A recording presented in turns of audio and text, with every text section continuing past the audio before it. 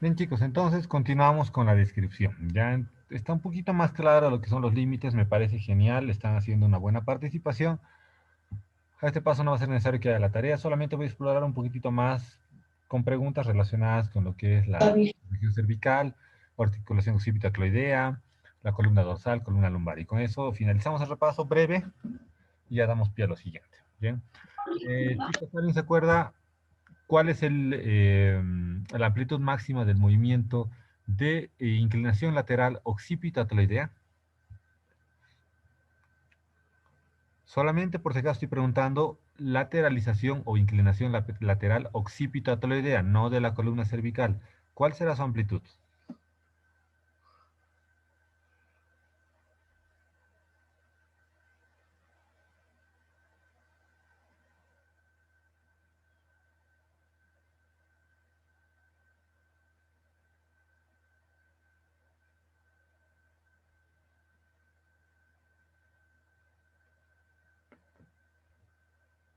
O recién se están enterando que la inclinación lateral es distinta a nivel occipitocloideo y distinta a nivel cervical. No me digan que es la primera vez que están escuchando eso, ¿verdad? Creo que no.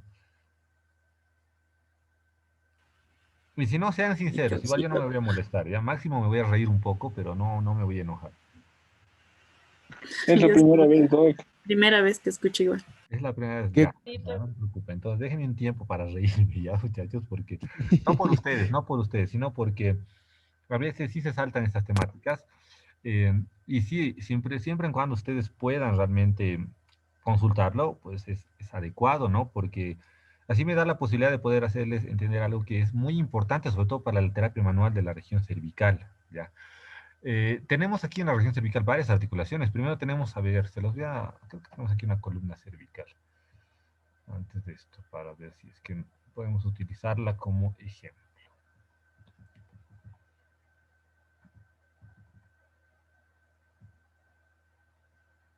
A ver, vamos a esta columna. Aquí en en la columna cervical, nosotros tenemos por encima del atlas ya los cóndilos occipitales que van a encajar perfectamente en el cuerpo, en la región superior del cuerpo del atlas, formando la articulación occipitotloidea. Eso quiere decir que esta articulación tiene movilidad porque es una diartrosis de tipo bicondilia. ¿Dónde vemos otra bicondilia? Por ejemplo, en la rodilla. ¿Dónde vemos otra bicondilia? Perdón, no en la rodilla. En la ATM vemos una bicondilia. ¿Ya? ¿Por qué bicondilia? Pues son dos cóndilos distintos que se van a contactar entre sí. Entonces, una articulación condilia tradicional tiene cuatro movimientos, ¿verdad? En este caso, la occipitocloidea tiene movimiento de flexión, movimiento de extensión, movimiento de inclinaciones laterales. Esos movimientos son propios de la articulación occipitocloidea. Cuando los sumamos a los movimientos de la columna cervical, que en conjunto también hace inclinaciones, flexión y extensión, el rango de movimiento es mayor. E incluso podría parecer que esta columna cervical es más móvil que la lumbar, pero en realidad no. Esa mayor movilidad se la da porque la articulación occipitocloidea también está participando de estos movimientos de inclinación lateral y flexión con extensión, ¿ya? Entonces, por eso hay que separar un poco la movilidad de la articulación occipitocloidea, que es condilia, de la movilidad del conjunto de vértebras cervicales, que es una diartroanfiartrosis, ¿verdad?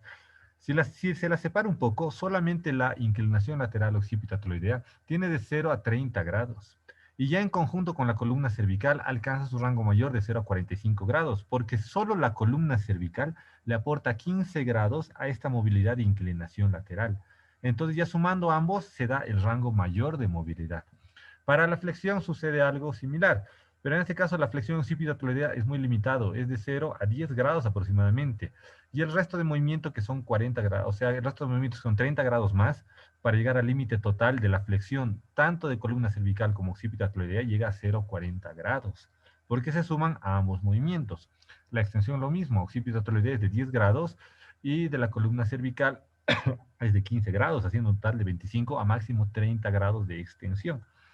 Ahí nos damos cuenta de que realmente ya hay una diferencia de movimiento de estas articulaciones. ¿Por qué es importante? Porque muchas de las alteraciones no se da a nivel de la columna cervical, sino a nivel de la articulación occipito-ateloidea, porque es ahí el cruce para músculos prevertebrales, como son los rectos posteriores mayores y menores, los oblicuos posteriores mayores y menores y los rectos anteriores. Son todos los músculos de esta articulación occipito-ateloidea que permiten esos movimientos. Los paravertebrales ya van a ser músculos que van a permitir el movimiento del resto de la columna, incluida la columna cervical. Ahora, eso no es todo en relación a la columna cervical, por si acaso. Aquí tenemos otra articulación entre el atlas y el axis, que es una articulación trocoide, entre la apófisis odontoides y el cuerpo anterior del atlas, ¿verdad? Entonces, esta trocoide permite rotaciones. Eso quiere decir que las rotaciones cervicales del conjunto de la columna cervical también tienen que sumarse a la rotación que le va a brindar la articulación atlantoaxoidea o atlaxoidea. Si nosotros diferenciamos el movimiento, la atlaxoidea con su rotación pura le va a brindar aproximadamente de 0 a 20 grados. Y la rotación del resto de la columna cervical 0 a 25, haciendo un total de 0 a 45 de forma activa e incluso puede llegar a 60 de forma pasiva. ¿Ya? Entonces, aquí ya nos damos cuenta que hay varias articulaciones, no solamente es columna cervical, sino tenemos occipito-ateloidea, tenemos atlantoaxoidea y tenemos intervertebrales de la columna cervical. Bien, ahora sí está un poco más claro, chicos. Sí. Ya, bien.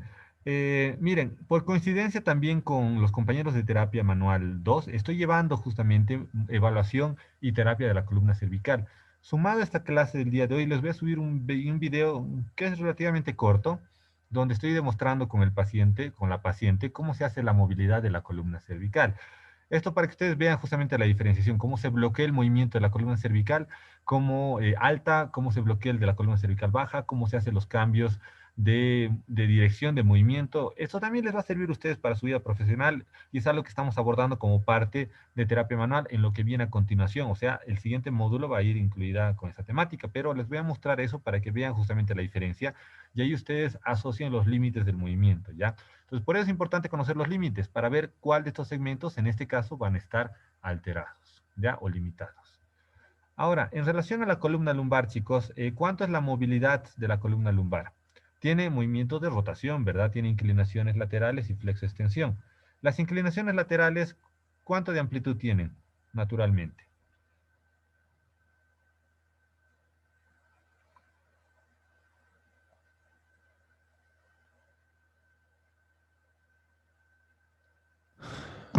Doc, puede ser desde 45 hasta los 65 grados. De 0,45 sí es lo fisiológico. ¿Puede incrementarse un poco más? Sí puede incrementarse, ¿ya? Sobre todo si hay más laxitud de músculos y demás, sí, pero lo fisiológico es de 0,45, está bien. Flexión,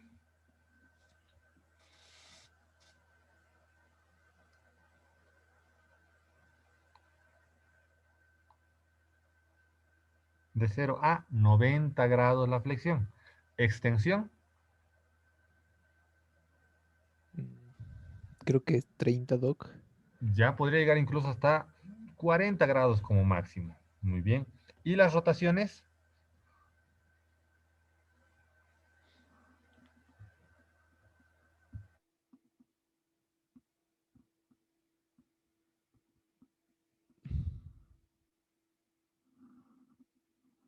¿Cómo se mide eso?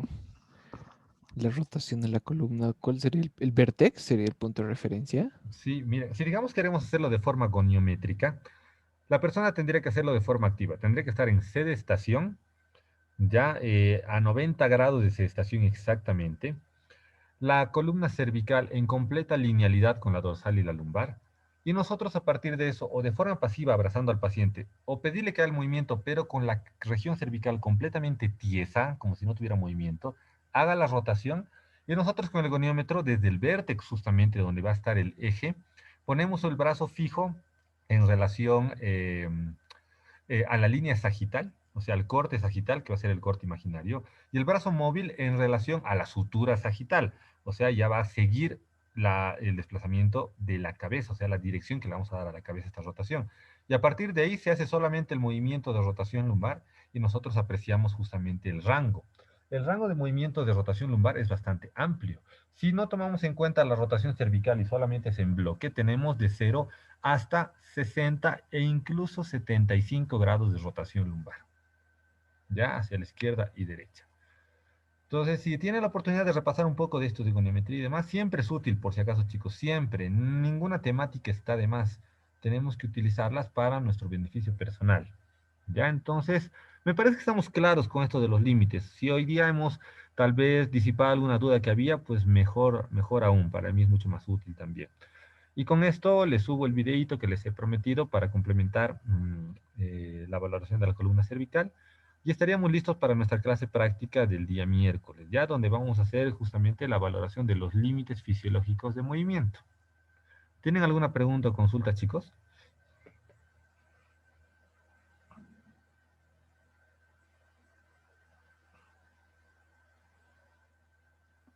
Doc, con respecto a los dolores capsuloligamentarios, ¿qué pasa cuando la rótula se desplaza internamente? Eso es Ya, netamente por medialmente. ligamento. Sí, medialmente. Ah, ya, perfecto. Cuando hay este desplazamiento puede ser por varios factores. Uno de los factores mecánicos es la ruptura de los ligamentos alares de la rótula, los que sostienen y permiten que se mantenga en línea con los cóndilos femorales. Si se han roto por algún tipo de mecanismo que ha generado una fuerza de cizalla muy grande, una contusión, entonces la rótula va a tener el síndrome de la rótula bailarina, ya que va a desplazarse con bastante rango, sobre todo hacia medial. ¿Por qué se desplaza hacia medial? Porque los ligamentos laterales, alares laterales, son los más tensos, los más cortos, entonces es más fácil que se pueden llegar a romper, más aún porque el valgo fisiológico de las rodillas es natural, entonces el movimiento de flexión puede hacer de que la rótula se desplace con violencia hacia la región interna más que hacia la región externa. Entonces, en ese caso, se adquiere el síndrome de rótula de bailarina, ya de rótula hipermóvil, también se lo llama así, que no genera muchas veces dolor, pero genera bloqueo del movimiento de la rodilla. Tenemos un chasquido ya cercano al límite del movimiento porque la rótula no está enclavándose de forma adecuada a los cóndilos femorales. Entonces, en este caso, la reparación quirúrgica sería la mejor medida. Y si, digamos, no queremos acceder quirúrgicamente por la edad, por algunos antecedentes del paciente, se puede hacer un tratamiento terapéutico, pero para reforzar el vasto externo y de esa manera no hay un desplazamiento medial tan marcado de la rótula. Ya, pero también se puede dar eh, por torsión. Podría darse, sí, por un movimiento fuera del lugar de la rodilla, sí, que ha generado un desplazamiento inusual en la rótula, podría darse. Sin necesidad de romperse completamente los ligamentos alares, pueden distenderse y algunos de ellos desgarrarse y generar mayor movilidad de la rótula. Entonces, eso también tendríamos que evaluarlo funcionalmente y también imagenológicamente con una ecografía para ver qué segmento de los ligamentos se han desplazado fuera del lugar, hacer una limitación del movimiento de la rótula, ya evitar movimientos de flexión de rodilla por un tiempo determinado y así intentar reparar los ligamentos que se han dañado. Ya, Doc, es que le digo porque justo el otro día estaba con una amiga y la rótula se le desplazó porque Ya, se quedó trancado su tobillo ya, ya, en ya. un hueco. Y claro, a medial se fue la rótula, pero cuando se cayó, ese momento la rótula volvió a su lugar. Y bueno, ha sentido dolor y todo. Lo primero que hice fue comprarle hielo, porque estamos en la calle. Ya, Y bueno, al día siguiente me dice que le han empezado a salir moretones. ya. Eso ¿En qué es región? ¿La región externa? en la región externa, en la parte posterior del muslo también, Ya, inferiormente. Y sí, alrededor unos dos, creo. Y ya, yo no entendía por qué. ya.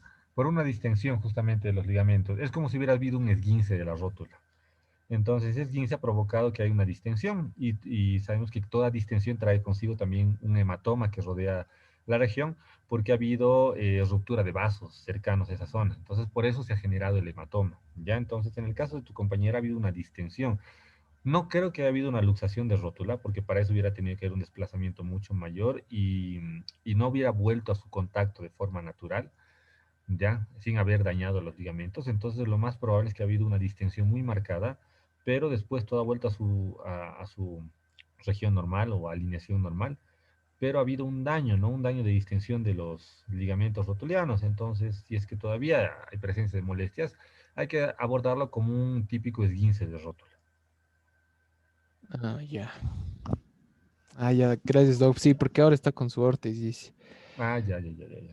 Entonces sí, ha habido un problema de distensión y bueno, en ese caso sí hay inestabilidad y cuando hay inestabilidad es mejor hacer fijación de la rodilla para evitar movimientos fuera del lugar de la rótula hasta que ésta nuevamente adquiera su alineación correcta. Y peor aún si le ha pasado, porque esta es la segunda vez en la misma rodilla, lo mismo.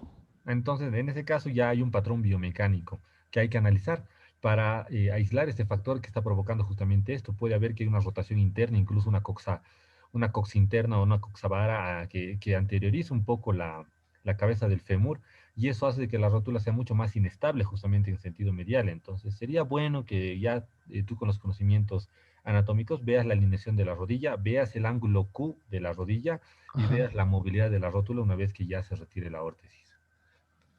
Ya, Doc, mil gracias. Ya, no te preocupes. Muy bien, chicos. ¿Alguna pregunta más?